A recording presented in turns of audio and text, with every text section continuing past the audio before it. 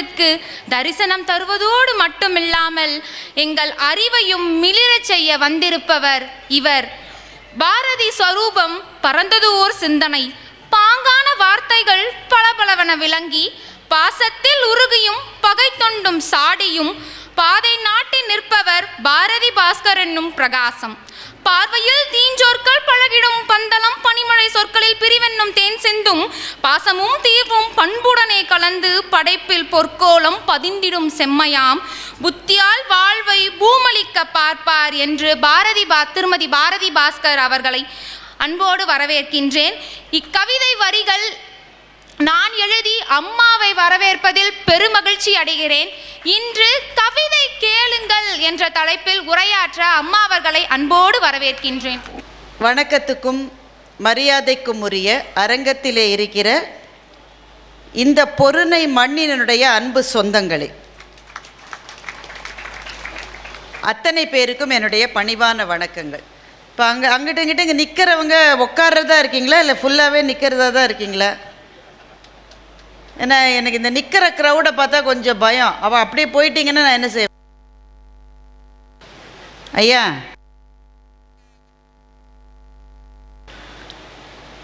சரியா?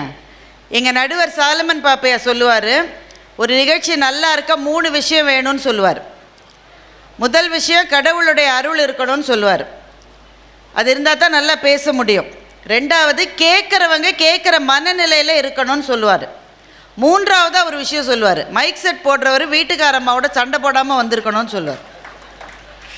ஐயாவை பார்த்தா சண்டை போடாமல் வந்த மாதிரி தான் இருக்குது. அதனால் தப்பிச்சிருவோன்னு நினைக்கிறேன். மரியாதைக்கும் வணக்கத்துக்கும் உரிய எழுத்தாளர் நாரும்புநாதன் ஐயா அவர்கள் இந்த பொருணை நிகழ்வில் பங்கு பெற வேண்டும் என்று என்னை அழைத்த போது எனக்கு கொஞ்சம் அதிலே சிரமங்கள் இருந்தது. ஏன்னா ஒரு வெளிநாட்டு பயணத்தை முடிச்சுட்டு நான் முந்தா நாள் தான் வர்ற மாதிரி இருந்தது. உடனேயே இன்னொரு பயணத்தை எடுத்துக்கொள்வது கொஞ்சம் கஷ்டமாக இருக்குமோன்னு யோசித்தேன். ஆனால் அவர் ஒன்று சொன்னார், உடனே வந்துட்டேன்னா. வண்ணதாசன் ஐயா அவர்களினுடைய பாராட்டு மன்றமாக இது நடக்கப் போகிறது என்று சொன்னார். அதுக்கு வர்றதை விட நமக்கு வேற என்ன வேலை வாழ்க்கையில்? இங்கே அமர்ந்திருக்கின்ற வண்ணதாசன் என்கின்ற இந்த ஆளுமையோடு நான் எண்ணி 5 வார்த்தைகள் கூட பேசியிருக்க மாட்டேன். எங்கேயாவது மேடைகளில் சந்திக்கிற போது ஐயா நல்லா இருக்கீங்களான்னு நான் கேட்பேன், நீங்கள் நல்லா இருக்கீங்களான்னு அவர் கேட்பார், அவ்வளோதான். அவர் அதுக்கு மேலே பேசுகிற இயல்பு உடையவர் அல்ல. எனக்கு பேசுவதே இயல்பு. ஆனால் அவர்கிட்ட பேசுவதற்கு எனக்கு ஒரு தயக்கமும் ஒரு சின்ன அச்சமும் இருக்கும். அதனால் நாங்கள் அதிகமாக பேசிக்கிட்டதே இல்லை. ஆனால் பேசலைன்னா என்ன? ஒரு எழுத்தாளரை அறிந்து கொள்வதற்கு அவரோடு நேரடியாக உரையாடினால்தான் அவரை அறிந்து கொள்ள முடியுமா? அவருடைய எழுத்தை படிக்கிற போது அவர் யார் என்று எனக்குள்ளே ஒரு பிம்பம் கிடைக்கிறது அல்லவா? அதை தாண்டி பேச்சினால் எதை புரிந்து கொண்டு விட முடியும்? ஒரு எழுத்தாளருக்கும் அந்த எழுத்தாளரை நேசிக்கிற ஒரு வாசகிக்கும் அல்லது வாசகருக்கும் இருக்கிற பந்தம் என்பது இரத்த சம்பந்த உறவை விட ரொம்ப ரொம்ப வலிமையானது. இந்த அரங்கில் அண்ணாச்சி கௌரவிக்கப்படுகிறார் என்பது எனக்கு மிகுந்த மகிழ்ச்சியை கொடுக்கிறது. அந்த மகிழ்ச்சிக்கு பல காரணங்கள். முதல் காரணம், நானும் திருநெல்வேலிக்காரி என்பது. இது என்னதான் நாம் உலகளாவிய சிந்தனைன்னு நம்ம நிறைய பேசினாலும் உள்ளுக்குள்ள மண்ணு பாசம்ன்றது ஒன்று இருக்கத்தானே இருக்கு. பாளையங்கோட்டைக்கு பக்கத்தில் இருக்கிற பொட்டல் என்கின்ற திருவண்ணாதபுரம் தான் என்னுடைய ஊர்.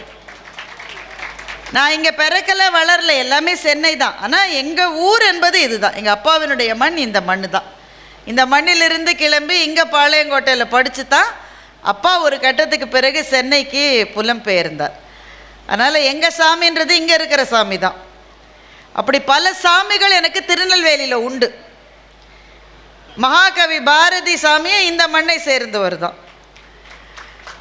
எழுத்தாளர்களிலே பல பேர், ரொம்ப முக்கியமாக வாழ்க்கையை பற்றி இருக்கிற அவநம்பிக்கைகளை மறையச் செய்கிற எழுத்துக்கு சொந்தக்காரரான அண்ணாச்சி வண்ணதாசனுடைய மண் இந்த மண் என்பதிலே எனக்கு மிகப்பெரிய மகிழ்ச்சி. பிடிவாதமாக நின்றுட்டு தான் இருக்கீங்க, நாற்காலி இல்லையோ? சரி, பரவாயில்ல. கவிதை கேளுங்கள் என்பது எனக்கு கொடுக்கப்பட்ட தலைப்பு. நான் 1 மணி நேரம் பேசலாம்னு சொல்லியிருக்காரு, ஆனால் பிந்தி தொடங்கியிருக்கேன். எவ்வளோ நிறைய பேசலாம் இருப்பீங்களா? இல்லை, எனக்கும் தான் பசிக்குது, இருந்தாலும் சீக்கிரம் முடிச்சிடலாம். நம்ம எனக்கு முன்னாலே பேசிய அன்பு தம்பி இளையராஜான்னு பேர் இருந்தாலே இப்படி நல்ல கற்பனை வளம் வரும்னு நினைக்கிறேன். ரொம்ப சுருக்கமாக பேசினார், ஒரு 3 நிமிடம் தான் பேசியிருப்பார். ஆனால் எவ்வளவு செம்மாந்த சிந்தனைகளை அந்த 3 நிமிட பேச்சுக்குள் தம்பி அமைத்தார் என்பது எனக்கு பிரமிப்பை ஏற்படுத்தியது. அவருக்கு என்னுடைய மனப்பூர்வமான வாழ்த்துக்கள். சார்ந்திருக்கிற துறைக்காக பேசித்தான் ஆக வேண்டும். ஆனால் சார்ந்திருக்கிற துறைக்காக பேச வேண்டும் என்ற நிர்பந்தங்களை தாண்டி அவருக்குள்ளே அவர் இருக்கிற துறை பற்றி அப்படிப்பட்ட ஆழமான ஒரு பேஷன்னு சொல்லுவாங்கல்ல, அப்படிப்பட்ட ஒரு மிகப்பெரிய விருப்பத்தோடு அவர் இந்த பணியை ஆற்றி கொண்டிருக்கிறார் என்பது அந்த 3 நிமிட பேச்சிலிருந்து எனக்கு தெரிந்தது. நம்ம யார் சிந்தித்திருக்க கூடும்? ஏன்னா மன்னர்களினுடைய வரலாற்றை பாட ஐயா ஏன் பேசிக்கிட்டே இருக்கீங்க? அவரை கூப்பிடுறீங்களா? சரி. நம்ம யார் சிந்தித்திருப்போம்? வரலாற்றை படிக்கிறோம், எவ்வளவோ கதைகளை படிக்கிறோம், பொன்னியின் செல்வன் மாதிரியான காவியங்களை படிக்கிறோம், திரையிலே கூட பார்க்கிறோம். மன்னர்களினுடைய வெற்றியை பற்றியெல்லாம் பேசுகிற போது அந்த மன்னர்கள் வெற்றி பெற்றார்கள் என்பதை பெருமையாக கொண்டாடுகிறோம். அல்லது சில மன்னர்கள் தோற்று போனார்கள் என்றால் அந்த தோல்விக்காக கண்ணீர் கூட வடித்திருக்கிறோம். ஆனால் நம்மில் யார் அந்த போரில் எத்தனை யானைகள் கொல்லப்பட்டிருக்கும் என்பதை குறித்து ஒரு சிந்தனை கூட நமக்கு வந்தது இல்லை. ஏனென்றால் அந்த போரை நடத்துகிற 2 பேர், 2 மன்னர்களோ 2 தளபதிகளோ 2 அந்த படை சேனாதிபதிகளோ யாரோ நடத்துகிறாங்க. அந்த போருக்கும் அந்த யானைகளுக்கும் ஒரு சம்பந்தமும் கிடையாது. ஆனால் பாதிக்கப்படுவது எப்போதுமே அப்படிப்பட்ட உயிரினம். காட்டினுடைய அரசன் யானை தான் என்று எழுத்தாளர் ஜெயமோகன் எழுதுகின்றார். சிங்கம் என்று யார் சொன்னது? அது வெள்ளைக்காரன் உங்களுக்குள் விதைத்த சிந்தனை. இந்த மண்ணின் இந்திய காடுகளினுடைய அரசன் யானை தான் என்று எழுத்தாளர் ஜெயமோகன் எழுதுகின்றார். அதை பற்றி அந்த ரத்தின சுருக்கமான பேச்சிலே சொல்லி, பகுத்துண்டு பல்லுயிர் ஓம்புதல் நூலோர் தொகுத்தவற்றுள் எல்லாம் தலை என்று ரத்தின சுருக்கமாக தன்னுடைய பேச்சை முடித்திருக்கின்ற அன்பு தம்பிக்கு, அரசு அதிகாரி என்றாலும் நான் அவர் மீது இருக்கிற அந்த ஒரு பிரியத்தால் தம்பி என்று சொல்லுகின்றேன். அவருக்கு என்னுடைய மனப்பூர்வமான வாழ்த்துக்கள். நீங்களாம் அப்படி ஒரு மாதிரி செட்டில் ஆகிட்டிங்கன்னா வேக வேகமாக நம்ம சப்ஜெக்டுக்கு போயிடலாம். முதல்ல அண்ணாச்சியை பற்றி பேசணும். எத்தனை பேர் வண்ணதாசனுடைய கதைகளை படிக்காமல் இருந்திருக்க முடியும் என்றே எனக்கு தெரியவில்லை. அப்படி ஒருவேளை அந்த வாய்ப்பு இதுவரை உங்களுக்கு கிடைக்கவில்லை, அப்படி கூட சில பேர் இருக்கலாம் தானே. அப்படி யாராவது இருந்தால் அவர்கள் என்னை பார்த்து கேட்கக்கூடும், எவ்வளோ வேலை இருக்குங்க, இப்போ போய் நான் இனிமேல் வண்ணதாசன் கதைகளை படிக்க ஆரம்பித்து என்னைக்கு படித்து என்னைக்கு முடித்து அப்படின்னு உங்களில் யாருக்காவது கேள்வி இருக்கலாம். ஒரு வேளை ரொம்ப அப்படி இருக்க, திருநெல்வேலிக்காரங்களுக்கு அப்படி இருக்காது. ஆனால் இங்கே இவ்வளோ கேமரா இருக்குது, நிறைய பேர் பார்த்துக்கிட்டு இருக்காங்க. அவங்களுக்காக கேட்குறேன்னு வச்சுக்கோங்களேன். புத்தக கண்காட்சியில் பேசுகிறதுல ஒரு கஷ்டம் என்னென்னா, ஆடியன்ஸ் முகத்தை விட கேமரா தான் நமக்கு அதிகமாக தெரியும். எப்போவுமே ஒரு பேச்சாளரினுடைய மனம் என்பது 2 தளங்களில் இயங்கும். ஒரு தளம் நம்ம என்ன பேசிகிட்டு இருக்கோன்றதை பற்றி, அடுத்தது என்ன சொல்ல போகிறேன்னா ரொம்ப ப்ரிப்பேர்டு இதெல்லாம் இருக்காது, ஸ்கிரிப்டெல்லாம் இருக்காது. அடுத்து என்ன சொல்லணும்னு ஒரு தளத்தில் இயங்கும். இன்னொரு தளம் ஆடியன்ஸை கவனிச்சுக்கிட்டே இருக்கும். அங்கே பச்சை சட்டை போடுற ஒரு தூங்குறாரு, ஏன் அவர் ஆக்சுவலாக தூங்கலை, சும்மா ஒரு பேச்சுக்கு சொல்கிறேன், அவர் ஏன் தூங்குறாரு, அந்த ஆள் ஏன் கிளம்புற மாதிரியே நிற்கிறாரு, இந்த பாப்பா ஏன் என் பேச்சை கவனிக்காமல், அப்படி ஆடியன்ஸை பார்த்துக்கிட்டே இருக்கும். அப்போ தான் நம்ம கண்ட்ரோல் கிடைக்கும். ஆனால் புத்தக கண்காட்சியில் பேசுகிற போது எங்கள் மனம் 3 தளங்களில் இயங்க வேண்டும். ஒன்று என்ன பேசுகிறோன்னு கவனிக்கணும், 2வது ஆடியன்ஸை பற்றி கவனம் இருக்கணும், 3வது இந்த கேமராக்கள் என்னை படம் பிடிக்கிற போது அது எப்படி இருக்கும் அதை வேற கவனிக்கணும். 3 தளத்தில் இயங்குவது ரொம்ப கஷ்டங்க. அதனால நான் எல்லாத்தையும் விட்டுட்டு உங்களோட பேசுறதுக்கு தான் இங்கே வந்திருக்கேன், ஆடியன்ஸை பார்த்து பேசத்தான் நான் வந்திருக்கேன். அப்போ யாருக்கா அந்த கேள்வி வரலாம். இப்போ நிறைய பேர் என்கிட்ட சொல்கிறாங்க, அந்த ஆண்கள் சில பேர் சொல்லுவாங்க, நீங்கள் பாட்டுக்கு அந்த புக்கை படி இந்த புக்கை படின்னு புத்தக கண்காட்சியில் நான் சில சமயம் சிபாரிசு செய்வது உண்டு. அப்படி செய்யணும்னு அவசியம் இல்லை. அவரவர்கள் மனம் எதை நாடுகிறதோ அதைத்தான் தேடி போக வேண்டும். எந்த சப்ஜெக்ட் உங்களுக்கு பிடிச்சிருக்கோ, இப்போ தம்பி இளையராஜாவை போய் நீங்கள் ஏதாவது ஒரு புக்கு வாங்கினா தியோடர் பாஸ்கரன் புக்கை தான் முதல்ல வாங்குவார். மனம் அங்கே செல்லுகிறது, அதை தான் வாங்குவார். அப்போது மற்ற புத்தகங்களை படிக்கக்கூடாதுன்னா இதுதான் படி. இந்த படியில் ஏறி தான் நீங்கள் உச்சாணி படியை தொட முடியும். அப்போ அவரவர்களின் மனம் எதை நாடுகிறதோ அதுதான் முதல் படி. இருந்தாலும் சில பேர் கேட்பதனால நான் சொல்கிறேன், நான் படித்த இந்த புக்கு எனக்கு பிடிச்சது, நீங்கள் கூட படிக்கலாம் அப்படிலாம் நான் சொல்லுவேன். அப்போ அவங்க சொல்லுவாங்க, நீங்கள் பாட்டுக்கு ஏதாவது சொல்லுறீங்க, எங்கள் வீட்டுக்காரம்மா என்னை திட்டுதுன்றார். ஏன்னா அவர் புக்கை வாங்கும்போது பணம் கொடுக்க போகும்போது அவன் வீட்டுக்காரம்மா கேட்குதான், போன வருஷம் புக் ஃபேருக்கு வந்து வாங்கின புக்கெல்லாம் படிச்சிட்டிங்களான்னு கேட்குதான். உடனே நீட்டிய கையை பின்னாடி இழுத்துக்கிறாராம். ஏன்னா அந்த புக்கே இருக்குது இன்னும். ஏங்க படிக்கலைன்னா, படிக்கணும் தாங்க போகிறேன், புக்கை எடுத்த உடனே ஒரு தூக்கம் வருது பாருங்க. அப்படி சில பேருக்கு இருக்கும் தான். ஏனென்றால் படிப்பது என்பது கூட பழக்கத்தால் வருவது தான். அதற்கென்று ஒரு சுவை இருக்க வேண்டும். நீங்கள் சில கோயிலெலாம் வெள்ளைக்காரங்க வந்து பார்ப்பாங்க, நீங்கள் பார்த்துருக்கீங்களா? அந்த வெளியில் இருக்கிற, இங்கே இருக்கிற நெல்லையப்பர் கோவிலை விடவா நான் ஒரு உதாரணத்தை சொல்லணும். சில பேர் வெள்ளைக்காரர்கள் வந்து அந்த சிற்பத்தின் முன்னால் நிற்பாங்க. அவங்க அதை தாண்டி போகவும் இது இல்லை, அங்கேயே நிற்பாங்க. காலையில் அந்த வழியாக நம்ம போகும்போது இந்த சிற்பத்தை பார்த்துக்கிட்டு இருப்பாங்க. நாம் வீட்டுக்கு போய் சாப்பாடெல்லாம் சாப்பிட்டுட்டு 4-5 வேலையை முடிச்சுட்டு கடத்தெருக்கு போகும்போது அதே சிலம்புனாலும் அதே மாதிரி நின்றுட்டு இருப்பார். நாம் அதை கடந்து தினம் 100 தடவை பார்க்குறோம். ஒரு செகண்டுக்கு மேலே அந்த சிற்பத்தில் நமக்கு எதுவும் பார்க்குறதுக்கு இருக்கிறதா நமக்கு தெரியல. ஆனால் அவனுக்கு ஏதோ ஒன்று இருக்குது, அதில் அவருக்கு அந்த சிற்பத்தில் ஏதோ ஒன்று அவரை கவருது.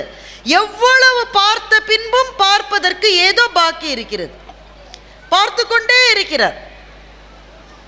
வாசிப்பு என்பதும் அப்படித்தான்.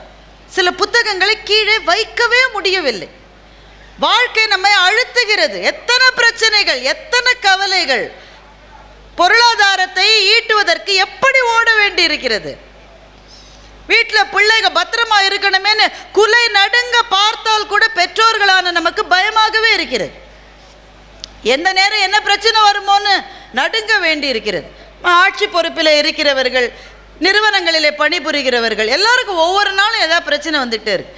இதையும் தாண்டி படிப்பதற்கு ஒன்று என்று ஒரு புத்தகத்தை எடுத்தால் கீழே வைக்கவே முடியவில்லை என்றால் என்ன காரணம்? அதில் ஏதோ ஒன்று இருக்கிறது. அது என்னன்னு தெரிஞ்சுக்கிற மட்டும்தான் தூக்கம் வரும். அது என்னன்னு தெரிஞ்சிருச்சா அப்புறம் அந்த தூக்கம் வராது. அந்த புத்தகத்தை முடிக்கிறவர். அப்படிப்பட்ட சில பேருக்கு என்னிடம் அந்த கேள்வி இருக்கலாம், இன்னுமே எப்படிங்க கல்யாண்ஜி என்கின்ற வண்ணதாசன் என்கின்ற இந்த திருநெல்வேலிக்காரனுடைய கதையை, கவிதையை படித்தால் என்ன கிடைக்கும்? எனக்கு என்ன கிடைச்சதுன்னு நான் சொல்கிறேன். அதுதான் உங்களுக்கு கிடைக்கணும்னு அவசியம் இல்லை. உங்களுக்கு வேறு ஏதாவது கூட கிடைக்கலாம். என் கூட பட்டிமன்றத்தில் பேசுகின்ற அன்பு சகோதரர் திரு ராஜா அவர்கள் சூப்பர் ஸ்டாரோட சிவாஜி படத்தில் நடித்தார். அதாச்சு 12-13 வருஷம் ஆச்சுன்னு நினைக்கிறேன் படம் வந்து. அப்போ ஒரு முறை ராஜா அவர்கள் சூப்பர் ஸ்டார்கிட்ட கேட்டாரா, சார் படம் ஷூட்டிங் முடிஞ்ச உடனே இமயமலைக்கு போயிடுறீங்களே சார், அங்கே உங்களுக்கு என்ன கிடைக்குதுன்னு கேட்டாராம். அதுக்கு சூப்பர் ஸ்டார் என்ன பதில் சொன்னார்னா, எனக்கு என்ன கிடைச்சிதுன்றது வேற, நீங்கள் போனால் உங்களுக்கு அதுதான் கிடைக்கும்னு சொல்ல முடியாது. எனக்கு கிடைச்சது உங்களுக்கு கிடைக்கணும் இல்லை, உங்களுக்கு கிடைச்சது எனக்கு கிடைச்சது இல்லை, அவங்களுடைய சொந்த அனுபவம்னு பதில் சொன்னார். அது ரொம்ப அழகான பதில். அது வாழ்க்கையில் எல்லா மகத்தான விஷயங்களுக்கும் இதுதான் பதில். இதிலிருந்து எனக்கு என்ன கிடைக்கும்னா அது பொதுவானது அல்ல, அவரவர்களுக்கு கிடைப்பது அவரவர்களுக்கு பிரத்யேகமானது. எனக்கு என்ன கிடைத்தது என்றால், ஒரு கிட்டத்தட்ட ஒரு 1.5 வருஷத்துக்கு முன்னாடி அல்லது கிட்டத்தட்ட 2 வருஷத்துக்கு முன்னாடி எனக்கு கொஞ்சம் உடல்நல குறைவு ஏற்பட்டது. தமிழ்நாடு முழுக்க, தமிழ்நாட்டுக்கு வெளியிலே கூட என்னுடைய அன்பு சொந்தங்கள், என்னுடைய நண்பர்கள், நீங்கள் எல்லாரும் செய்த பிரார்த்தனையை நான் மறக்கவே முடியாது. எங்கே நெல்லையப்பருக்கும் காந்திமதிக்கும் நான் போன உடனேயே அவர் என்னுடைய பேரையும் நட்சத்திரத்தையும் சொன்னார். அது எப்படி உங்களுக்கு தெரியும்னு கேட்டேன். இங்கே தான் நிறைய பேர் அர்ச்சனை பண்ணாங்களேன்னு அவர் சொன்னார். அந்த அன்புக்கு என் வாழ்நாள் இருக்கிற வரை நான் எப்போதும் கடமைப்பட்டவளாக இருப்பேன். அந்த கட்டத்துக்கு பிறகு நான் பணியாற்றி கொண்டிருந்த வங்கியிலிருந்து விருப்ப ஓய்வு எடுத்துக்கொண்டேன். அது வரை ரொம்ப ஆண்டுகள் ஓடியாச்சு. ஓடு ஓடு ஓடு ஓடு ஓடுன்னு ஓடிட்டு இருந்த வாழ்க்கையில் ஒரு சின்ன பிரேக்.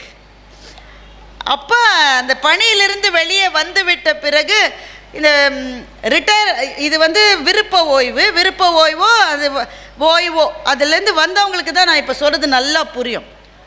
இந்த ஓய்வு நாள் அன்றைக்கி நமக்கு மாலையெல்லாம் போட்டு நமக்கு பெரிய பெரிய ஃபோட்டோலாம் எடுத்து விருதெல்லாம் கொடுத்து வீடு மட்டும் கொண்டு விடுவாங்க.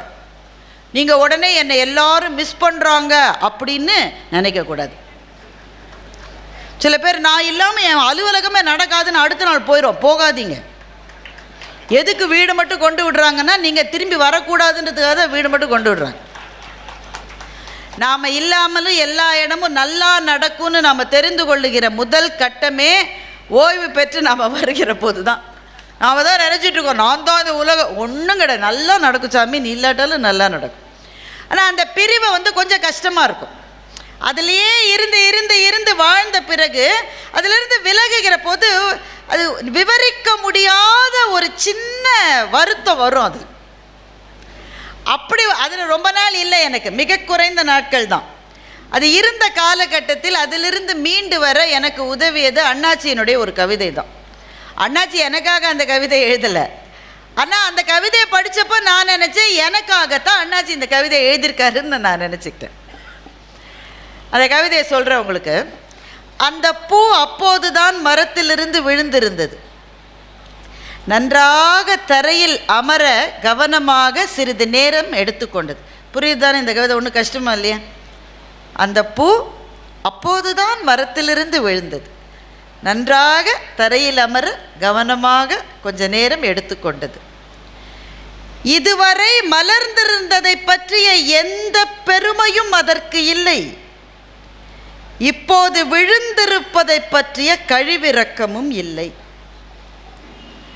ஒரு முறை கூட தான் உதிர்ந்து விழுந்த கிளையை அந்த பூ திரும்பி பார்க்கவே இல்லை.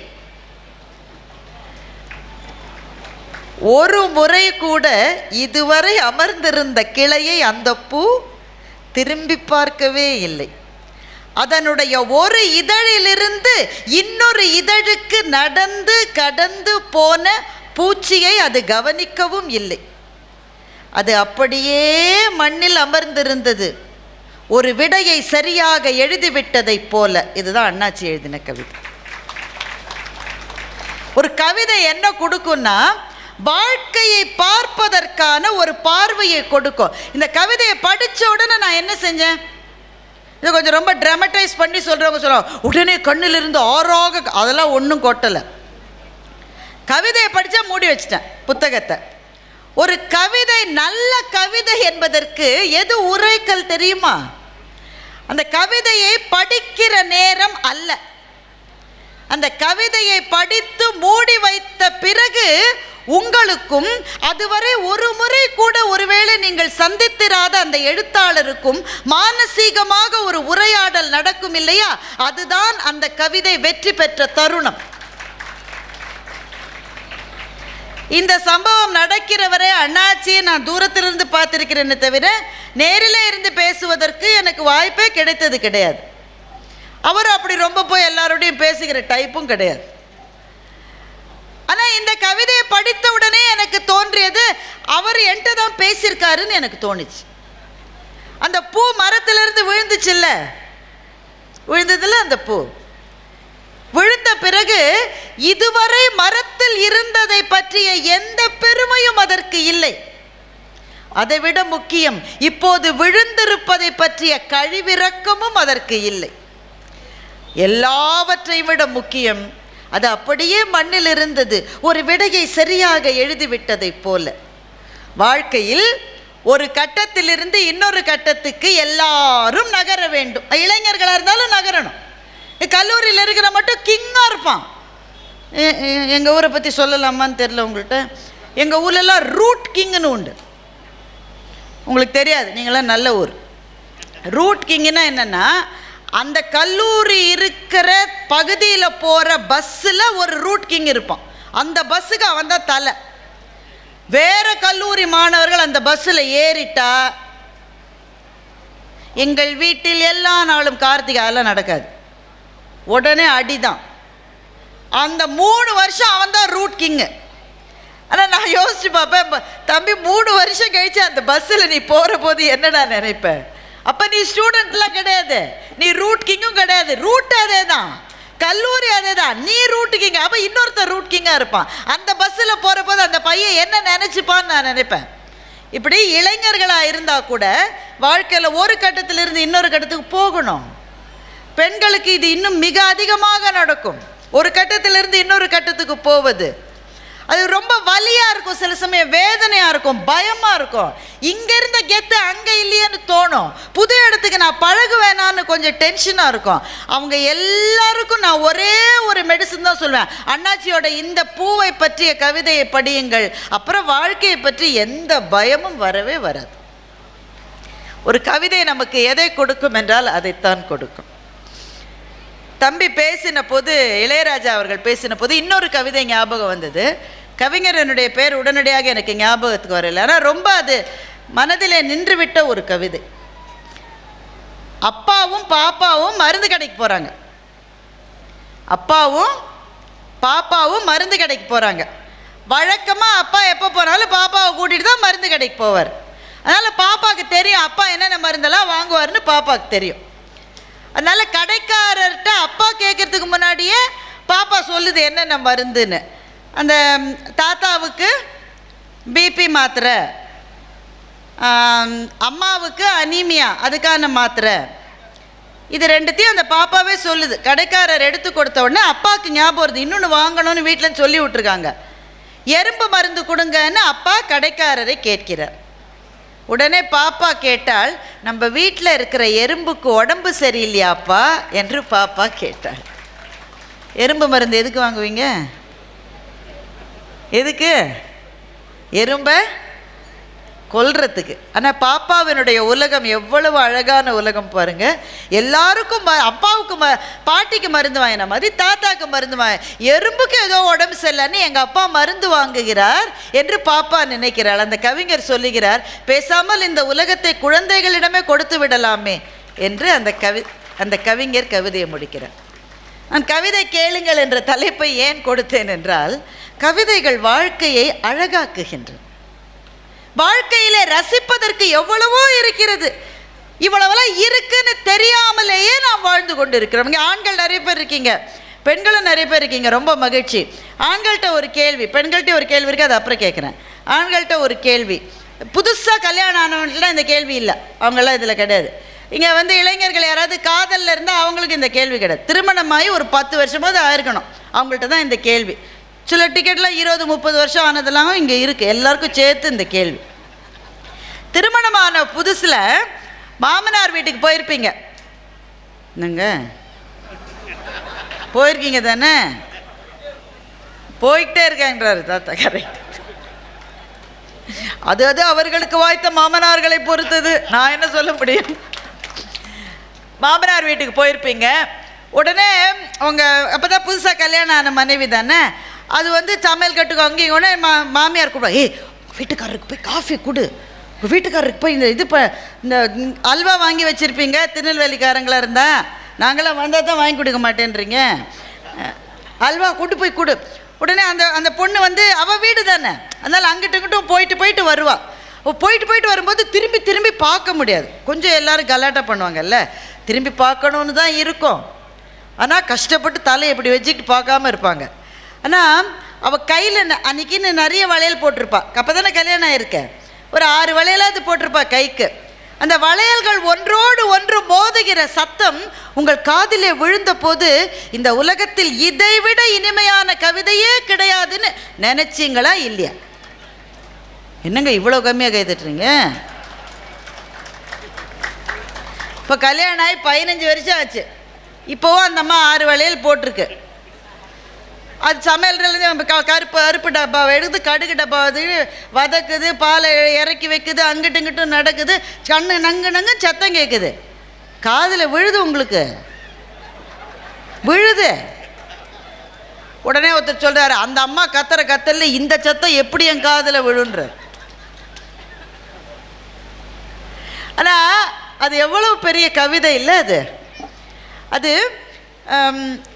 அந்த உறவின் உன்னதம் என்பது காலத்தால் குறைந்து போவது அல்ல, காலத்தாலே விகசிப்பது, காலத்தாலே இன்னும் பெருகுவது. இது எப்ப தெரியும்னா ரொம்ப முதுமை வந்த பிறகுதான் அது தெரியும். ரொம்ப முதுமை வந்த பிறகுதான். அனிச்சமும் அன்னத்தின் தூவியும் மாதர் அடிக்கு நெருஞ்சி பழம்னு வள்ளுவர் எழுதினாரு. இதை விட ஒரு பெரிய கவிதை இந்த உலகத்தில் இதுவரை நான் பார்த்தது. ஒரு பெரிய காதல் கவிதை. என்ன பொருள்? அனிச்சம். அனிச்ச மலர் இருக்குல்ல, அனிச்ச மலரை பற்றி என்ன சொல்லுவாங்க? முகந்து பார்த்தாலே வாடிடும், அவ்வளவு மென்மை, so subtle, tender. அனிச்சமும் அன்னத்தின் தூவி, அன்னப்பறவையினுடைய சிறகு, அன்னப்பறவை ரொம்ப மென்மையானது, அதனுடைய சிறகு ரொம்ப ரொம்ப மென்மை. அனிச்சமும் அன்னத்தின் தூவியும் மாதர் அடிக்கு நெருஞ்சி பழம்னு வள்ளுவர் தாத்தா எழுதியிருக்கார். ஒரு காதலி இருந்தாலாம், அவளுடைய பாதம் அவ்வளவு சாஃப்டாக இருக்குமா. இந்த அனிச்சமும் அன்னத்தின் தூவியும் கூட அவளுடைய காலுக்கு முள்ளு குத்தினா மாதிரி இருக்குமா அப்படின்னு ஒரு கவிதை. கவிதை புரியுதா இல்லையாங்க? அனிச்சமும் அன்னத்தின் தூவியும் மாதர் அடிக்கு நெருஞ்சி பழம். நெருஞ்சின்றது முள். அந்த நெருஞ்சி மரத்தில் முள் செடியில் அந்த பழம் அதுவும் முள்ளு முள்ளாக இருக்கும். அவள் காலுக்கு அதுவே கடினமாக இருந்ததுன்னா அவள் எவ்வளவு மென்மையானவள். இந்த கவிதையை படிக்கிற போது உங்கள் வயசை பொறுத்து ஒன்று ஏற்றுப்பீங்க, இல்லை ஏற்றுக்க மாட்டீங்க. உங்கெல்லாம் இந்த கல்லூரி வயதில் இளைஞராக இருக்கீங்க, யாராவது ஒரு பொண்ணு காதலிக்கிறா, இல்லை காதலிக்கிற மாதிரி சில விஷயங்கள் இருக்குன்னா இந்த கவிதை ஆமாம் இல்லை ரொம்ப அவளுடைய பாதங்கள். அது கல்யாணம் ஒரு 10-15 வருஷம், ஆமாம் இதனுடைய காலுக்கு இது வேறையாக்கும் அப்படின்னு தோணும். எனக்கு இந்த குரல் சரியாக புரிஞ்சதில்லை. இதெல்லாம் ஓவர் பில்டப்பாக இருக்குங்க இந்த கவிஞர்கள்லாம், ஆனாலும் ரொம்ப எழுதுறாங்க அப்படி தான் நான் நினச்சிட்டு இருந்தேன். ஆனால் இந்த கவிதையினுடைய பொருள் என்னென்னு திடீர்னு எனக்கு ஒரு முறை புரிந்தது. எங்கள் அம்மா இறந்து போவதற்கு கிட்டத்தட்ட ஒரு 3 மாதம் முன்னாடி அவங்க முடியாமல் இருந்தாங்க, ரொம்பவே முடியாமல் இருந்தாங்க. அவங்களுக்கு ரொம்ப எந்திரிச்சு நடமாட்டம்லாம் கம்மியாயிருச்சு. எல்லாமே எனக்கு அலர்ஜியாக இருக்கும்பாங்க. ஒரு சாதாரண போர்வையை போத்தினா கூட ஐயோ ரொம்ப அலர்ஜியாக இருக்குது, இதை எடுத்துருமா. ஆனால் வேறு ஒரு போர்வையை போத்தினா அதுவும் எவ்வளவு சாஃப்டாக நீங்கள் எதை போத்தினாலும் ஹார்டாக இருக்குமாங்க. ஐயோ ரொம்ப கடினமாக இருக்குதுன்னு சொல்லுவாங்க. அப்போ ஒரு நாள் அம்மா பக்கத்தில் நான் தான் இருந்தேன். அப்போ அம்மா சொன்னாங்க வழக்கம் போல், ஐயோ காலெல்லாம் ரொம்ப கடுமையாக இருக்குது, இந்த பில்லோவை வேணால் மாற்றுன்னு அம்மா சொன்னாங்க. எனக்கு கொஞ்சம் அம்மா சாஃப்டாக தான் அம்மா இருக்குது, இதை விட எப்படிம்மா சாஃப்டாக. எங்கள் அப்பா உட்காந்தார், நீ போ நான் பார்த்துக்கிறேன்ட்டார். நான் அவங்க 2 பேரையும் அந்த ரூமில் விட்டுட்டு நான் வெளியில் வந்துட்டேன். ஆனால் முழுக்க வெளியில் வரல, அங்கே தான் நின்றுட்டு இருந்தேன். எங்கள் அப்பா அம்மாவோடைய பக்கத்தில் உட்காந்து அம்மாவனுடைய அந்த 2 பாதங்களையும் தன்னுடைய கையில் எடுத்துக்கிட்டு அவர் ஒரு டவல் மாதிரி ஒன்று போட்டிருந்தார். அதை கொஞ்சம் சுருட்டி அதை அந்த பாதத்துக்கு கீழே எங்கள் அப்பா வச்சார். நான் அதுக்கப்புறம் அங்கே நிற்கலை, அது அவர்களுக்கான பிரத்யேகமான நேரம் அப்படின்னு சொல்லிட்டு நான் வந்துட்டேன். நான் அதுக்கப்புறம் 3 மாதத்துக்குள்ளே எங்கள் அம்மா இறந்துட்டாங்க. எனக்கு அந்த திருக்குறளுக்கு அப்போ தான் எனக்கு அர்த்தம் புரிஞ்சுது. இது இளம் காதலர்களுக்கு சொல்லப்பட்டதல்ல, ரொம்ப முதுமையிலே அந்த 2 உயிர்களும் ஒன்றை ஒன்று பற்றி கொண்டு வாழ்கிறதல்லவா, ஒன்றிலிருந்து ஒன்று விடை பெற்று போய்விடுமோ என்ற தவிப்பின் விளிம்பிலே வாழுகின்ற முதுமை காதலர்களுக்காக எழுதப்பட்டது அந்த குறள் என்பது அப்போதுதான் எனக்கு புரிந்தது. இப்போ அந்த குறளை யோசிச்சு பாருங்க. அனிச்சமும் அன்னத்தின் தூவியும் மாதர் அடிக்கு நெருஞ்சி பழம். எங்கள் அம்மாவுக்கு எவ்வளவு சாஃப்டாக கொடுத்தாலும் அது கஷ்டம் தோணுச்சு. ஆனால் அப்பாவினுடைய கையை பிடிச்சி அவர் அந்த டவலை வச்ச போது எங்கள் அம்மா அப்புறம் கம்ப்ளைண்ட் பண்ணவே இல்லை. அந்த கட்டத்துக்காக எழுதப்பட்ட குறளாக அது ஏன் இருக்கக்கூடாது? அப்படி தான் இருக்கலாம். ஒருவேளை வள்ளுவர் நம்ம நினச்சதை விட வயசான தம்பதிகளை பார்த்து கூட அந்த கவிதை எழுதியிருக்கலாம் தானே அப்படின்னு நான் நினச்சிக்கிட்டேன். அப்போது 2000 வருஷத்துக்கு முன்னாடி எங்கள் அப்பா அம்மாவுடைய வீட்டில் நடந்தது வள்ளுவருக்கு எப்படி தெரியும் என்றால், கவிதைக்கு இறந்த காலம் என்பதே கிடையாது. அது நித்தியமான நிரந்தரத்துவமான நிகழ்காலத்தில் மாத்திரமே ஜீவித்திருப்பது தான் கவிதை. அப்போ ஏன் கவிதையை படிக்க வேண்டும் என்றால், நம்முடைய அன்றாட வாழ்க்கை நம்மை சுற்றி ரொம்ப கடுமையாக இருக்குது, இன்னும் கடுமையாகி கொண்டே போகிறது. மேலும் மேலும் கடுமையாகி போகிற வாழ்க்கையில் நம்முடைய மனசிலே இருக்கிற ரம்யமான விஷயங்களை மீட்டெடுக்க வேண்டும் என்றால் நமக்கு கவிதைகளை தாண்டி வேறு எதுவுமே கிடையாது. இப்போ அண்ணாச்சியினுடைய சில கதைகளை நீங்கள் எடுத்துக்கிட்டா அது கதை தான், ஆனால் அது கதை இல்லை, அது கவிதை தான். அண்ணாச்சியினுடைய ஒரு கதையை வேகமாக சொல்லிடுறேன். அது திருநெல்வேலிக்காரங்களுக்குன்னே அவர் பிரத்யேகமாக எழுதுவார். இந்த கதையினுடைய கதாநாயகி பேர் பகவதி. பகவதியும் அவங்க வீட்டுக்கார சின்ன வயசு பொண்ணு தான், அப்போ தான் ஒரு பிள்ளை இருக்குது, ஒரு வயசு 2 வயசு பிள்ளை இருக்குது. பகவதியும் அவர் வீட்டுக்காரரும் இருக்காங்க. பகவதி என்னுடைய தங்க லோகு வந்து ஊர்லேருந்து வந்திருக்கா, அக்காவை பார்க்குறதுக்காக வந்திருக்கா.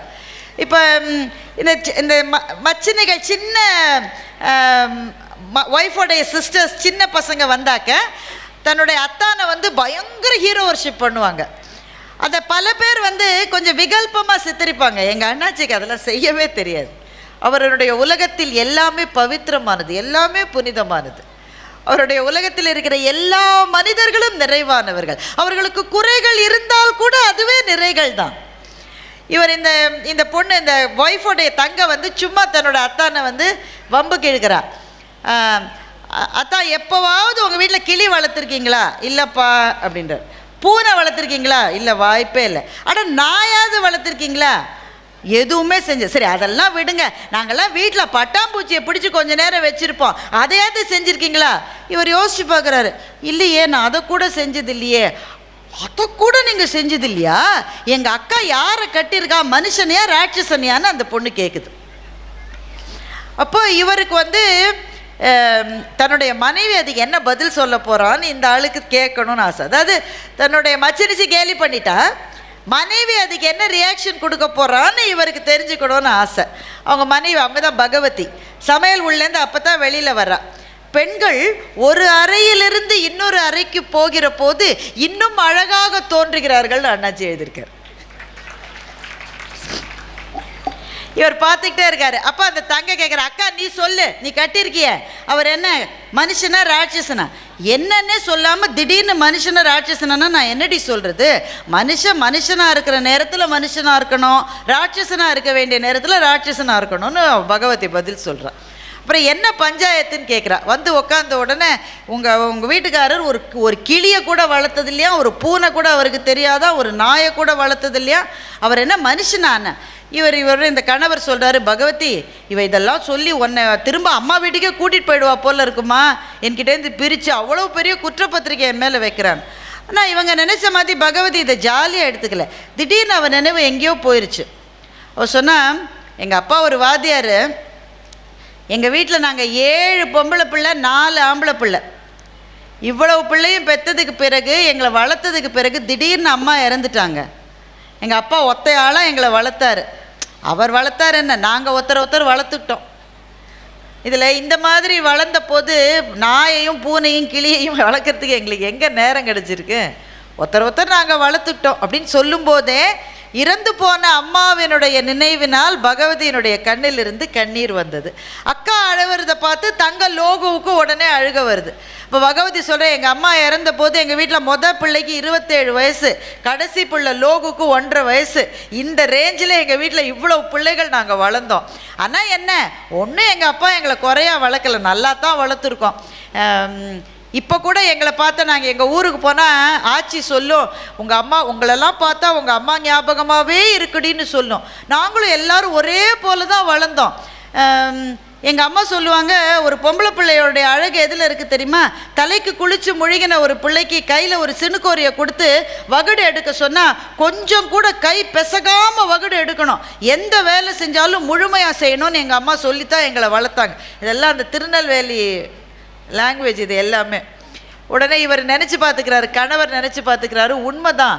அவங்க வீட்டுக்கு வந்த பிறகு லோகு வந்து 2-3 நாளாக அவள் தான் கோலம் போடுறா. அவ்வளவு நாளாக மனைவி பகவதி தான் வீட்டு வாசலில் கோலம் போடுவா. லோகு வந்து 2-3 நாளாக அவள் கோலம் போடுறா. அக்காக்காரியோட கோலத்துக்கும் தங்கக்காரியோட கோலத்துக்கும் எந்த வித்தியாசமும் இல்லை. புள்ளி வைக்கிறதுலேருந்து அந்த கோட்டை சுழிக்கிறதுலேருந்து அச்சு போன மாதிரி ஒன்றாவே இருக்குது. அவங்க அத்தை சொன்னாங்களாம், இவன் அத்தை வீட்டுக்கு வந்துட்டாங்க. இவங்க கேட்டாங்க, என்ன அத்தை விலாசமே இல்லாமல் எப்படி வீட்டுக்கு வந்தீங்க? ஆமாம், வாத்தியார் மக வீட்டுக்கு வர்றதுக்கு விலாசம் வேற வேணுமாக்கும். வாசலில் இருக்கிற கோலத்தை பார்த்தாலே தெரியுது இந்த வீட்டு பொண்ணு போட்ட கோலம்னு என்று அண்ணாச்சி எழுதுகிறார். அப்புறம் அந்த பகவதி சொல்கிறா, இப்படி ஒருத்தர் வளர்த்துக்கிட்டோம். ஆனால் நம்ம என்னைக்காவது ஒரு நாள் ஜூக்கு போகிறோன்னு வச்சுக்கோயேன், அங்கே ஒரு இடத்துல மான் வந்து முகத்தை நீட்டினா நான் ஒரு பிடி புல்லை கொடுப்பேன், லோகு நீ கூட ஒரு பிடி புல்லை கொடுப்ப. உங்கள் அத்தா வந்து 2-3 பிடி புல்லை கொடுக்காம ஓய மாட்டார். அது போராத மனுஷனுக்கு என்று பகவதி கேட்டார். இந்த கணவர் பதில் சொன்னார், ஆமாம் இந்த உலகத்தில் புல்லுக்கா பஞ்சம்னு கேட்டார். உடனே லோகுவினுடைய கண் கலங்கியது அப்படின்னு சொல்லி கதையை முடிச்சிருக்காரு. இந்த உலகத்தில் புல்லுக்கா பஞ்சம், அந்த இடத்துல புல்லுன்றது புல்லா? நம்ம கொடுக்கறதுக்காக இருக்கிற அன்புக்கு இந்த உலகத்தில் என்ன பஞ்சம்ன்ற விஷயத்தை தானே அண்ணாச்சி எழுதியிருக்கார். இந்த கதையை படித்து முடித்தப்போ, எவ்வளவுதான் உங்களை சுற்றி இருக்கிற வாழ்க்கை கடுமையான வாழ்க்கையாக இருந்தால் கூட ஒரு துளி அன்பை நம்மிடமிருந்து இன்னொரு ஜீவனுக்கு கொடுத்து விட முடிகிற வாழ்க்கையை நாம் வாழ்ந்தால் அதுவே போதும்னு நமக்கு தோணுதில்லை? அப்படிப்பட்ட ஒரு சிந்தனையை நம்முடைய நெஞ்சத்துக்குள் கொண்டு வரக்கூடிய ஒரு தமிழ் எழுத்தாளர் இருக்கிறார் என்றால் அவர்தான் வண்ணதாசன். அவரைத்தான் இன்றைக்கு இந்த மண்ணும் இந்த அரங்கமும் கௌரவிக்கிறது. மக்களை நாம் கொடுத்து வைத்திருக்க வேண்டும். ஏனென்றால் கவிதைகள் நம்மை வாழ்க்கையை ரசிக்க செய்கிறது. அது மாத்திரமில்லை, சில கவிதைகள் தான் நம்மை வாழவே வைக்கிறது. சில கவிதைகள் தான் வாழ வைக்கிறது. இதோ இந்த மண்ணில் பிறந்த பாரதி எழுதினான், வஉசியை செக்கிழுக்க வைத்தார்கள் என்ற செய்தி பாரதியினுடைய காதுக்கு வருகிறது.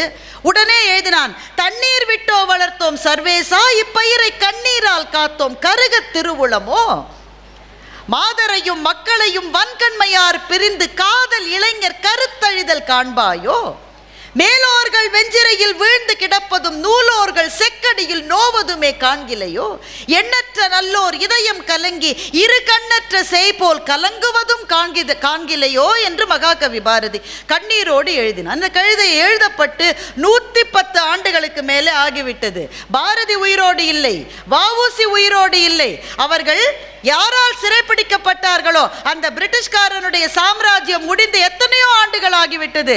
எல்லாம் முடிந்தது. ஆனால் கவிதை முடிவில்லாமல் இன்றைக்கும் வாழ்ந்து கொண்டே இருக்கிறது. அதான் நான் சொன்னேன், கவிதைக்கு இறந்த காலம் என்பதே கிடையாது. அது எப்போதும் நித்தியமான நிகழ்காலத்தில் மாத்திரமே வாழ்வதுதான் கவிதை.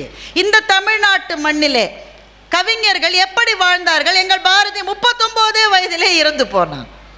பாரதியினுடைய கான்டெம்பரரி, அவர் வாழ்ந்த காலத்திலே வாழ்ந்த தாகூர் கிட்டத்தட்ட 90 வயதுக்கு மேலே வாழ்ந்தார். தாகூருக்கு நோபல் பரிசு கிடைத்தது, பாரதிக்கு ஒரு பரிசும் கிடைக்கல.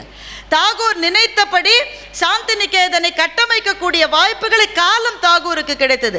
பாரதியினுடைய கனவுகள் ஏதாவது நிறைவேறியதா என்று எனக்கு தெரியவில்லை.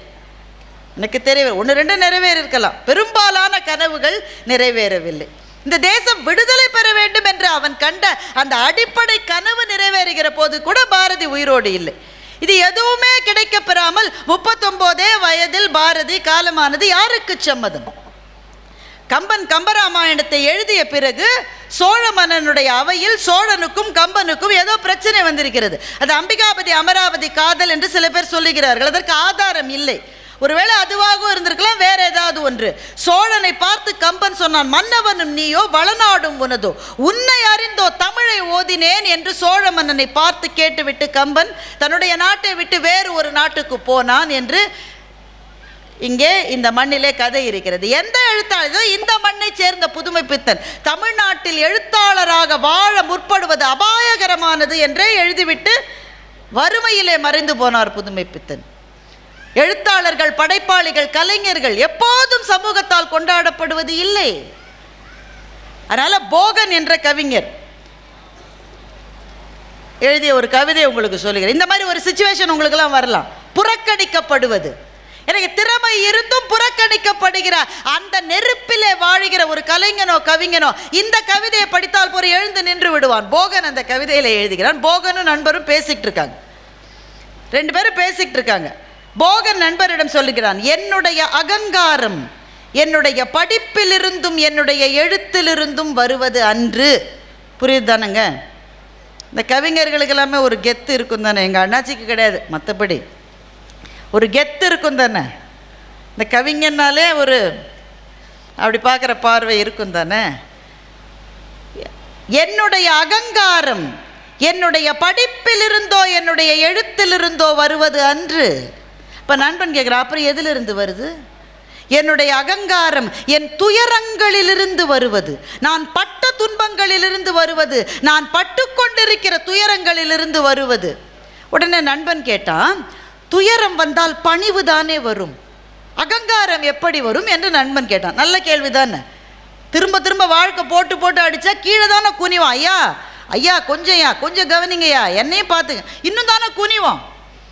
துயரம் வந்தால் பணிவு தானே வரும், அகங்காரம் எப்படி வரும் என்று நண்பன் கேட்டான். அதற்கு போகன் பதில் சொன்னார், துயர் உற குறுகுகிறவன் மனிதன், துயர் உற நிமிருகிறவன் கவிஞன் என்று போகன் பதில் சொன்னார்.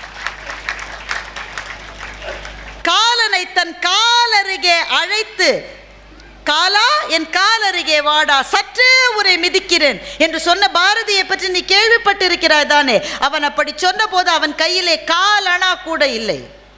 என்னுடைய கடைசி மூச்சு என்பதே என் துன்பங்களின் மீது நான் காரி உமிழ்கிற மூச்சாகத்தான் இருக்கும் என்று போகன் கவிதையை முடிக்கிற போது என்னுடைய உடல் சிலிர்த்து போனது. ஏனென்றால் அது தனிப்பட்ட ஒரு கவிஞருடைய கவிதை அல்ல.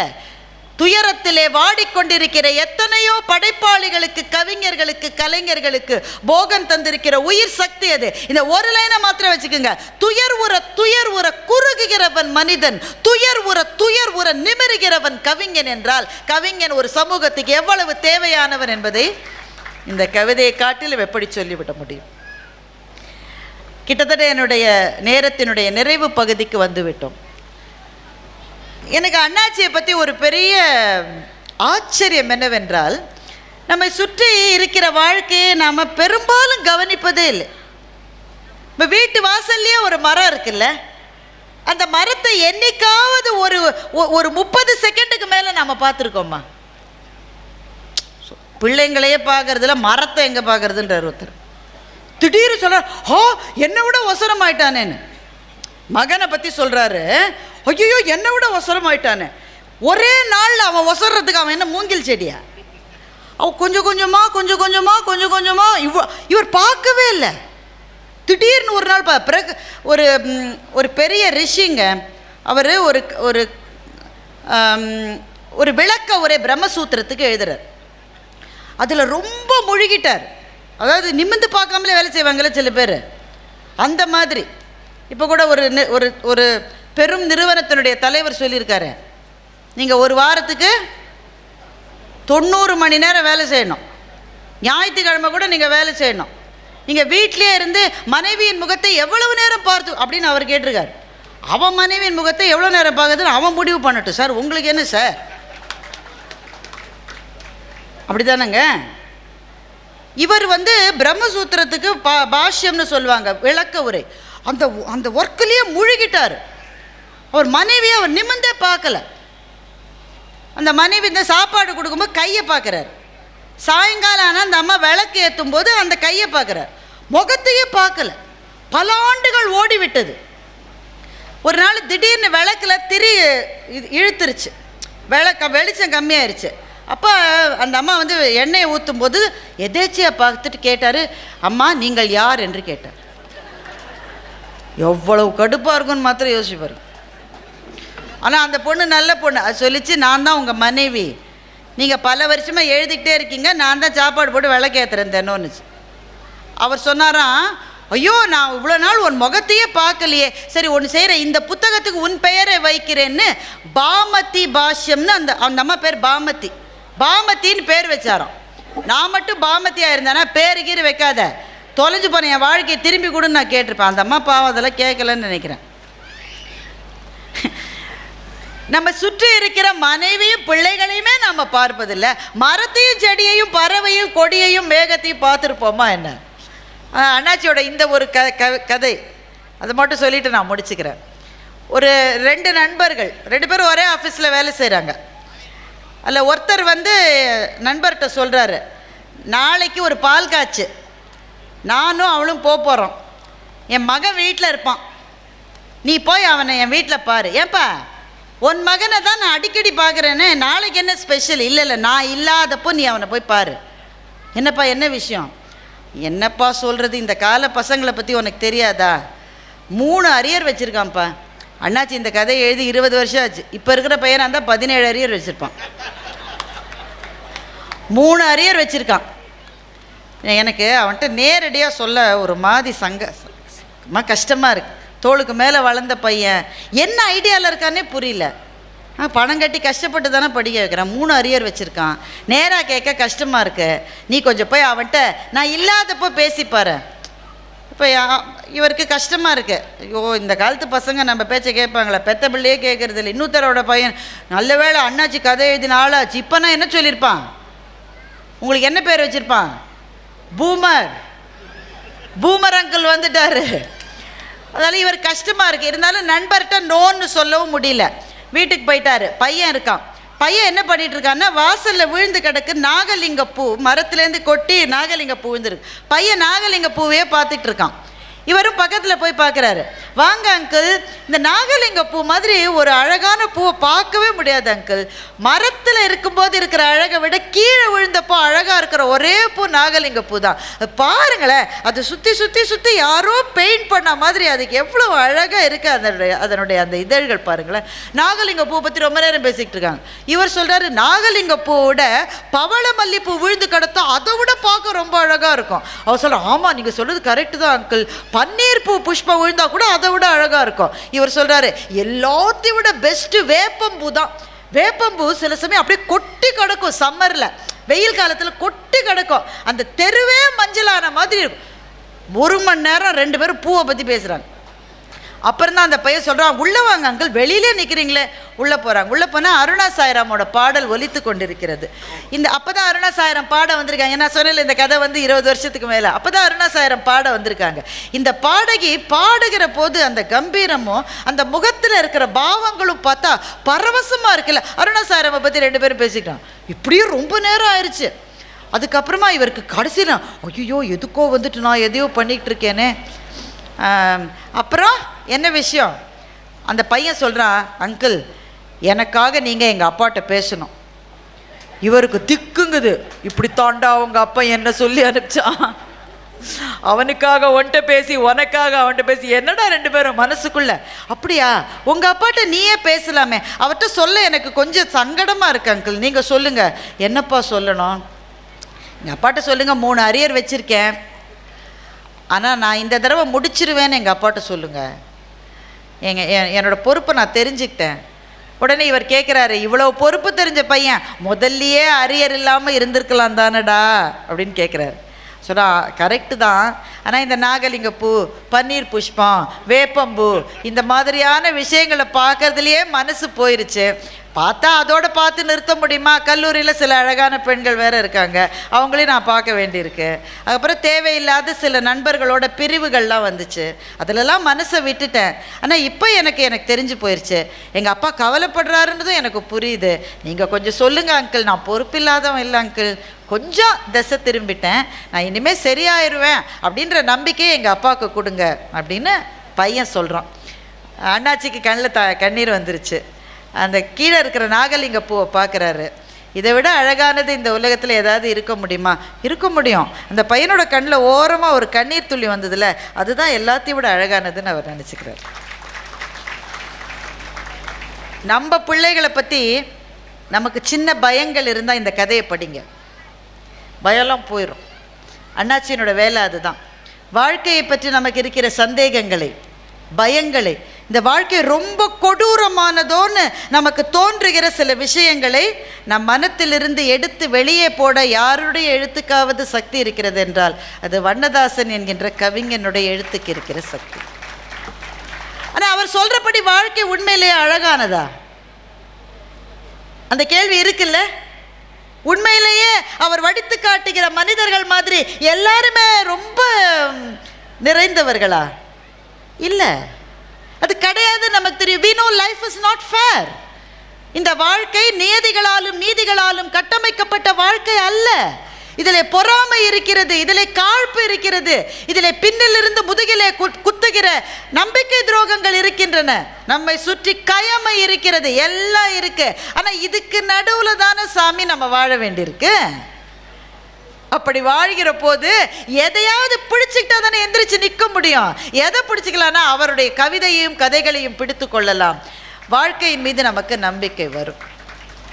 நிறைவாக ஒன்றை சொல்லுகிறேன். எப்படி கவிதை நமக்கு வழிகாட்டும் என்பதற்கு டைம்ஸ் ஆஃப் இந்தியா நாளிதழில் அடுத்த வாரம் நான் எழுத போகிற திருக்குறள் இதுதான். ரொம்ப சிம்பிளாக ஒன்று சொல்லியிருக்காரு. How to fight your battles என்று வள்ளுவர் சொல்லுகிறார். வினை வலியும் தன் வலியும் மாற்றான் வலியும் துணை வலியும் தூக்கி செயல். இவ்வளோதான் திருக்குறள். இது ஒரு கவிதையான கவிதை தான். அதான் இது ஒரு ஆணை மாதிரி, இது ஒரு கட்டளை மாதிரி நமக்கு சொல்கிறாரு. சில பேர் ஓன்னு சண்டைக்கு போயிடுவான். அப்புறம் தான் தெரியும் எதிரில் இருக்கிறவன் பெரிய வஸ்தாதுன்னு. இவன் முதல்ல போயிடுவான். அப்புறம் சண்டை என்ன ஆகும்? ஒரு நிமிஷத்தில் முடிஞ்சு போயிடும். நம்மால் கீழே கிடப்பான். வள்ளுவர் சொல்கிறார், முட்டா பயலே, சண்டைக்கு போகிறதுக்கு முன்னாடி சில விஷயம் என்ன யோசிக்கணும் சாமி? முதல்ல நீ போடுற சண்டை எவ்வளோ பெரிய சண்டைன்னு பாரு. ரெண்டாவது, உனக்கு எவ்வளோ தம் இருக்குது, எதிரில் இருக்கிற ஆளுக்கு எவ்வளோ தம் இருக்குன்னு பாரு. அதுக்கப்புறம் கூட நீ சண்டைக்கு போயிடக்கூடாது. உனக்கு நண்பர்கள் இருக்காங்கல்ல, வடிவேலுக்கு பின்னாடி சில பேர் இருப்பாங்களே, பார்த்துருக்கீங்களா?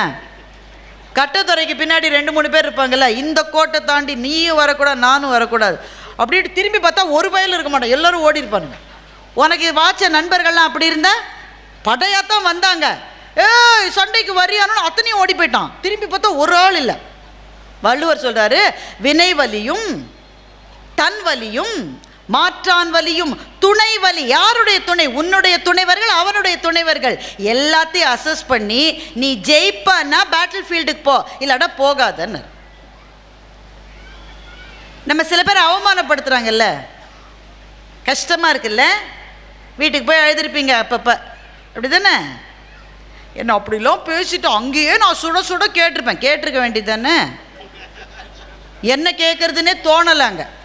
வீட்டுக்கு போய் ராத்திரி சோத்தை தின்னுட்டு படுக்கும்போது ஐயோ இப்படி பதில் சொல்லியிருக்கலாம்ல, இன்னுமே தோணி என்ன செய்ய? அங்கெல்லாம் நீ யோசிச்சிருக்கணும். அலுவலகத்தில் அவமானம், வியாபாரத்தில் அவமானம், பொது இடங்களில் அவமானம், நெஞ்சம் கொதித்து போகிறது. So life is a battle. வாழ்க்கை என்பது போர். இந்த போரை எப்படி செய்ய வேண்டும் என்று வள்ளுவர் சொன்னார். இந்த வள்ளுவர் சொல்லி எனக்கு புரிவதை விட ஒரு சின்ன பெண்ணு ரொம்ப அழகாக அதை சொல்லி கொடுத்துட்டா. வைஷாலி, கேள்விப்பட்டிருக்கீங்களா? செஸ் கிராண்ட் மாஸ்டர், பிரக்ஞானந்தாவினுடைய அக்கா அந்த பொண்ணு. அவளும் கிராண்ட் மாஸ்டர் தான், சின்ன பொண்ணு. இப்போ அந்த டாடா ஸ்டீலினுடைய செஸ் காம்படிஷன் ஒன்றுத்தில் வைஷாலி விளையாட போகிறா. வைஷாலியோடு விளையாடுகிறவர் ஒரு உஸ்பெகிஸ்தான் வீரர். உஸ்பெகிஸ்தான் ஒரு நாடு இருக்குது, அந்த நாட்டினுடைய கிராண்ட் மாஸ்டர் அந்த ஒரு பையன். நல்ல விளவிளேர்னு 7 அடி இருக்கான். நம்ம பாப்பா எப்படி இருக்கும்? நம்ம ஒரு பாப்பா மாதிரி இருக்குது, சின்ன பாப்பா. அது செஸ் விளையாட்டு டோர்னமெண்ட்டில் ஒரு எழுதப்படாத விதி இல்லை, எழுதப்பட்ட விதியே, யாரோட நீ விளையாடினாலும் முதல்ல போன உடனே கை குலுக்கணும். உன்னோட ஆப்போனண்ட் யாராக இருந்தாலும் நீ கை கொடுக்கணும். விளையாடி முடித்து யார் ஜெயித்தாலும் சரி, நீ ஜெயித்தாலும் சரி, அவன் ஜெயித்தாலும் சரி, கை குலுக்கணும். இது மரியாதை, இது நாகரீகம், இது அடிப்படை. வைஷாலி போன உடனே பட்டுன்னு கையை நீட்டுட்டா. அந்த பையன் அவன் மூஞ்சியை கூட பார்க்கல, அந்த ஆப்போனண்ட், அந்த உஸ்பெகிஸ்தான் வீரன். இவன் முகத்தை கூட அவன் பார்க்கல, அப்படியே மூஞ்சியை. அவன் லேட்டாக வேற வந்திருக்கான். மேட்ச் ஆரம்பிக்கிறதுக்கு 3 நிமிஷம் அவன் லேட்டாக வந்திருக்கான். வந்து இவன் கை கொடுத்தப்போ மூஞ்சியை திருப்பிக்கிட்டு அவன் காய் நகர்த்த ஆரம்பிச்சான். இதெல்லாம் பாருங்க, தற்செயலாக நடப்பது அல்ல. நாம் நினைப்போம் தெரியாமல் செஞ்சுருப்பானோ, ஒன்றும் கிடையாது, எல்லாம் பிளானு. நீ இப்படி பண்ணும்போதே எதிராளியினுடைய மனம் வந்து கொஞ்சம் சோர்ந்துடும். அந்த சோர்வை நீ பயன்படுத்திக்கணுன்றதுக்காக இதெல்லாம் டெக்னிக் பாருங்கள். இந்தியாவும் ஆஸ்திரேலியாவும் மேட்ச் விளையாட போனால் ஆஸ்திரேலியன் பிளேயர்ஸ் இந்தியன் பிளேயர்ஸை கண்ணா பின்னான்னு பேசுவோம். எதுக்கு பேசுனா? அவனுக்கு வேர்ட்ஸில் கண்ட்ரோல் இல்லை, அதெல்லாம் கிடையாது. அந்த வார்த்தையை கேட்டு மனம் சுருங்குகிற போது கையும் சுருங்கிடும், காலும் சுருங்கிடும். இதெல்லாம் சைக்கலாஜிக்கல் கேம்.